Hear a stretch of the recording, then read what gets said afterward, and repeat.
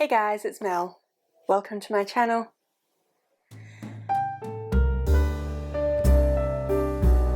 So today I want to talk to you about a couple more readathons that I'm going to be going in May. As most of you would know, I'm currently doing the Eurovisionathon, which goes from the 16th of April to the 16th of May, and I'll be doing the two other readathons during the month of May, so they overlap with the Eurovisionathon. Before I start talking about the books that I'm going to read for both of these readathons, you probably know, but there are loads and loads and loads of readathons happening currently and in upcoming months.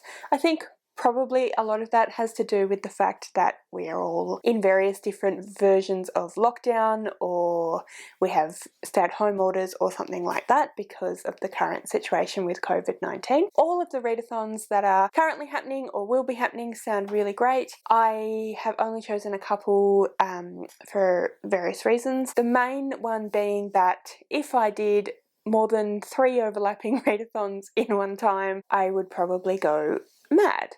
So I've chosen these, I pre-chose these before I knew about a few of the others, and also these are the ones that were most interesting to me or that I wanted to support. I'm not going to go into detail about all of the other readathons that I'm not going in. Okay, so the two readathons that I am going to be going in the month of May are Mentalhealthathon and the Because We Can readathon. So Mentalhealthathon is a readathon that has been running, I think, for at least a year, possibly a couple of years now, and it is the brainchild of Nicole from A Beautiful Chaos of Books. This year's co-hosts are Victoria from What Victoria Read and Simone from Me, Simone and I. All three of them are fantastic booktubers and I highly recommend that you go and check them out. I have linked their announcement videos for the Mentalhealthathon in the description below. Mentalhealthathon runs from the 1st of May through to the 31st of May, so it's a month-long readathon, and the hosts have been really explicit around the fact that this is all about mental health. So the aim of the readathon is to highlight mental health, to bring it out into sort of public eye and normalise talking about and thinking about mental health. So therefore they are not necessarily encouraging people to read nothing but books about mental health concerns or people living with mental health or anything like that. So the idea is that you think about your own mental health as well as thinking about other things to do with mental health. So you read as much or as little as you can. To that end, they've created a bingo board, which I will put up somewhere. The idea is that you basically can do the whole bingo board. You can do across, you can do diagonal, you can do down, you can do middle, whatever you want to do, but making sure that you obviously are looking out for your own mental health. And you'll notice that in the middle they have a free space for you to do something that will help your mental health. So I'm going to go into more detail with all of the prompts and all of the books that I've got for those various challenges when I get to that. Before I do though, I'd like to talk now about the Because We Can readathon. The Because We Can readathon is a new readathon that is starting this year. It is hosted by Kat from Brews and Reviews, Kat from Stars and Embers, and Jenna from Just a Little Bit Random. I was already following both the Kats' channels and that's how I came across the Because We Can readathon. Since then I've jumped on and subscribed to Jenna's channel. They are all also really fantastic booktubers. I will link their channels in the description below, as well as the Because We Can readathon channel as well. I've decided to go in the Because We Can readathon mostly because I really love the people who are running the readathon. I really want to support their new readathon. I think it sounds like a lot of fun. So the rest of this video is going to be broken up into two sections. So we'll have the Mentalhealthathon to be read list, and then we will have the Because We Can readathon to be read list. And I'm also going to talk more about the other challenges that are happening as part of the Because We Can readathon at the end as well, so stay tuned for that. Before we get on to the to be read list for Mentalhealthathon, I just also want to let you know that the Because We Can readathon goes from the 11th of May to the 17th of May. Alright, so Mentalhealthathon. I'm going to put up the bingo board here again. What I've decided to do is that I'm going to attempt all of the challenges on the board, but my main focus is going to be the top layer, and then depending on how I'm going with my reading in May, I will potentially get to the rest. I don't have one book for every single challenge. I'm going to be doubling up. I just need to get the bingo board up. Give me a second. So as you can see, the first tile is Read the Group Book, and this year's group book is The Many Pieces of Nina Jill by Emma Smith Barton. I don't really know very much about this book, but I thought that it sounded really interesting, so I'm quite excited to read it. I don't have it yet. I ordered it on Book Depository and they are taking a while to get it to me. I'm hoping that it'll get here soon because, like I said, I'm excited to read it, but it should be here by sometime in May, so I'll definitely get to it throughout the month of May. Next one along the top is to read a host's pick, and for that I have chosen Eleanor Oliphant is Completely Fine. So for those of you who watched my Eurovisionathon TBR video, which I will link below as well, you would know that I'm reading Eleanor Oliphant is Completely Fine by Gail Honeyman because it was set in Britain. It is, like I said, one of the host picks for the Mentalhealthathon, so it fits in well there, and it will fit into the Because We Can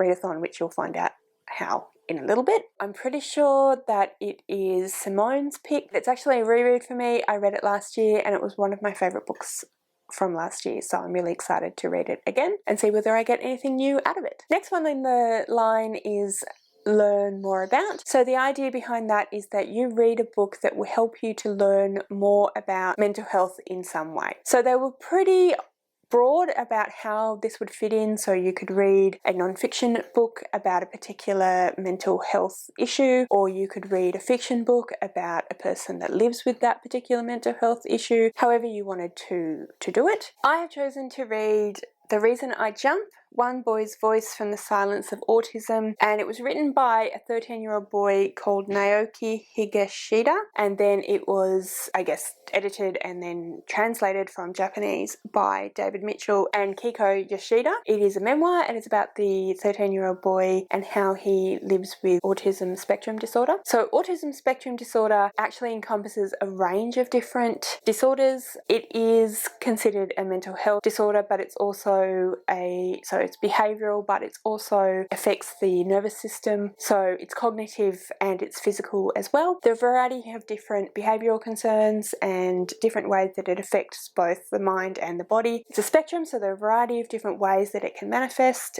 and it is something that manifests usually very early, and there are very early tests now as young as a year, 2 years old, and early intervention is something that is very highly recommended because it puts in place lots of different behavioural therapies and lots of different help for families who are living with a person who is living with autism spectrum disorder. I, as a lot of you probably know, am a primary school teacher and early childhood educator, and so I come into contact with a lot of different people who are living with autism spectrum disorder. I feel that it's important for me to develop more knowledge about autism spectrum disorder, and I thought that actually it would be a really good idea to get some information from a person who actually lives with the disorder rather than just going to a textbook, teaching book or something like that, although those are definitely very valid and helpful. I thought it would be good to get a look inside the mind and the experiences of a person who actually does live with the disorder. Yeah, that is the one that I have chosen, and that is the reason why I have chosen that. So that is my priority, that top line. All right, so the next book that I want to show you is Rachel's Holiday by Marian Keyes, and this will cover the oldest book on my mental health TBR list, and it's also covering green on the cover because, as you can see, the shoes are green. So this book is a book that I have also read before. I've read it a couple of times. It's a really great book. I really, really enjoy it. Marian Keyes is a chick lit writer, but like a lot of chick lit, there's a lot more to it than what the title may suggest. So the book is actually about Rachel, who is a young woman who has an addiction to cocaine. Rachel is placed into rehab, and it's about her dealing with and coming to terms with her addiction, and then figuring out a way to cope with her addiction and dealing with the ramifications of her addiction. I really enjoyed this book. It deals with quite a heavy subject in a really lighthearted, fun way, but that doesn't take away from any of the impact of the subject or any of the things that Rachel is dealing with, or any of the fallout from her addiction and subsequent recovery. It's just done in a really lighthearted, sarcastic, fun kind of way. So I just want to read a little bit of the blurb because I think this gives you a really great idea of the sort of tone of the book. Here's Rachel Walsh, 27 and the miserable owner of size 8 feet. She has regular congress with Luke Costello, a man who wears his leather trousers tight, and she's fond, some might say too fond, of recreational drugs, until everything goes pear-shaped and she finds herself being frog-marched to the cloisters, Dublin's answer to the Betty Ford Clinic. She's outraged. Surely she's not thin enough to be an addict. But on the bright side, she's heard that rehab places are wall-to-wall jacuzzis, gymnasiums, and rock stars going tepid turkey. So, yeah, I'm looking forward to rereading this. As I've said, I've read it a couple of times, but I always enjoy it when I do read it. So I've already talked about the self-care, and then after that is newest book on your mental health to be read list. And for that, I'm actually going to go back to The Many Pieces of Nina Gill. Hi, Peanut. Because it's my most recent book that I have purchased that has anything to do with mental health, so that's that one. Then the next one is Mental Health Nonfiction, and for that I'm going to say that I'm reading The Reason I Jump, which is a memoir, so it falls into nonfiction quite well. YA mental health. For that I'm going to select one of the other hosts' pick, which I think is Victoria's host pick, and that is Turtles All the Way Down by John Green. This is yet another reread for me. Thanks guys for making it nice and easy for me. I really enjoy John Green's writing, and I'm not holding it up at the moment, although I do own it because it's one of the books that I selected for Rowan to read in March, and I don't think he's got to it yet. I'm not 100% sure where he's put it, so I will find it and read it, I think, during the month of May. So that was my to be read list for Mentalhealthathon, which is running throughout the month of May. Like I said, the links to all of the announcement videos from the 3 different hosts are in the description below. Go and check those out. And also I will put a link to the Google Docs for the bingo board, so if you want to have a look at that, then you can follow that link as well. Next up is the Because We Can Readathon. The Because We Can Readathon is quite different from any readathon that I have come across before because it has 2 different kinds of challenges. We have the reading challenges and we have video challenges. So the video challenges give you a list of 7 videos with different things to do with their theme, which is firsts, because it's the first time this readathon's happened. I will go into more detail about all of the different videos during that week. I'm going to try and do some pre-filming and editing for those videos, but I'm not 100% sure that I'll get all 7 videos up in that week. We'll just see how we go. So I'll tell you a little bit more about those videos when I get there.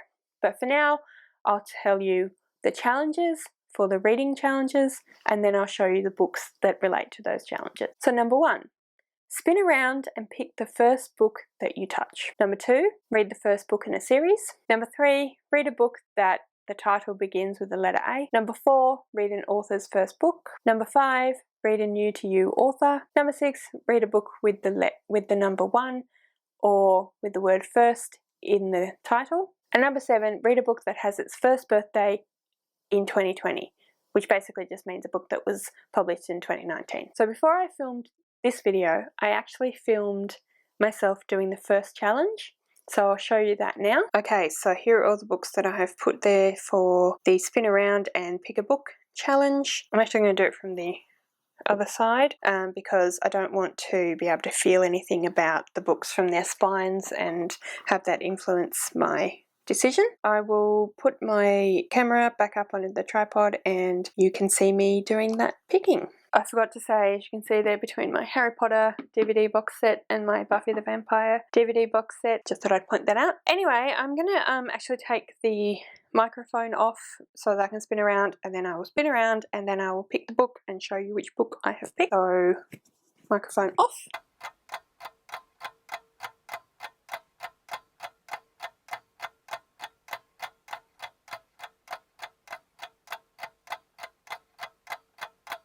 Archer's Goon by Diana Wynne Jones.